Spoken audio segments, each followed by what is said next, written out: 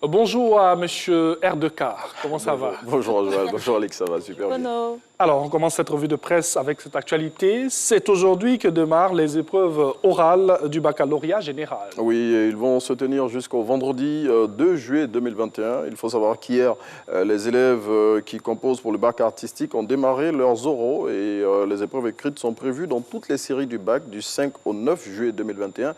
Et cette année, c'est 1 384 899 candidats qui vont se lancer à la quête du précieux sésame qui va leur ouvrir les portes des études supérieures. Et nous leur souhaitons bonne chance. Et ce deuxième titre, l'armée organise des manœuvres militaires dans le département de Boaké. Oui, ces manœuvres qui seront organisées par le 1er bataillon du génie militaire de la ville auront lieu d'aujourd'hui à demain sur l'axe Boaké-Diabo. Selon le préfet de la région de Gbeke, ces opérations vont consister en des séances de tir.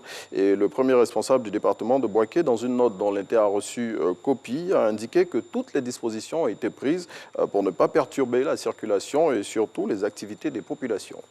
Parlons à présent de bonne gouvernance et de lutte contre la corruption. Eh bien, le président de la République passe à la vitesse supérieure. C'est ce qu'indique le Patriote, selon lequel le chef de l'État reprend la chicotte contre les mauvais gestionnaires des entreprises publiques. À en croire le confrère, le numéro 1 ivoirien a décidé de pratiquer la tolérance zéro contre les fossoyeurs de l'économie nationale. Il indique que le ton a été donné avec les 4 directeurs d'entreprises publiques qui ont été récemment révoqués.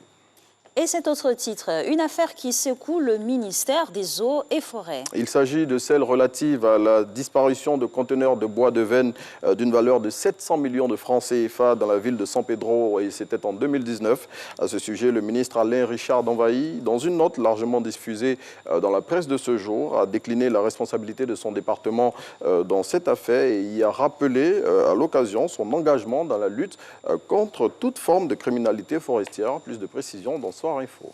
Et on parle maintenant politique. Actuellement, entre le FPI et le PDCI, c'est « Je t'aime, moi non plus ». Oui, c'est ce que révèle le nouveau réveil selon lequel Laurent Gbagbo, avec son retour au pays, a cimenté l'alliance entre les deux partis politiques.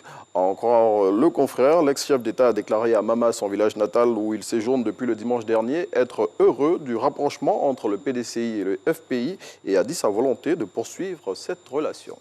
Et vous nous proposez un chiffre dans cette revue de presse aujourd'hui? Oui, 103, et il faut savoir que c'est le nombre de permis de conduire qui a été retiré à des mauvais conducteurs par la commission spéciale de suspension et de retrait de permis de conduire sur la période de janvier à juin 2021 selon Fraternité Matin. Et on termine avec du sport, Euro 2021, fin de parcours pour la France. Oui, les derniers finalistes de la compétition ont été éliminés par les Suisses hier à l'issue d'un match palpitant qui s'est terminé sur le score de 3 buts partout. Et c'est l'épreuve des tirs au but qui a été fatale aux Français qui se sont inclinés à 5 tirs contre 4. Et à noter que Kylian Mbappé, le fantasque attaquant du Paris Saint-Germain, a raté son pénalty. Vous n'êtes pas obligé de le mentionner. Franchement, vous auriez pu ne pas le mentionner. C'est les formations. C'est quoi cette douleur apportée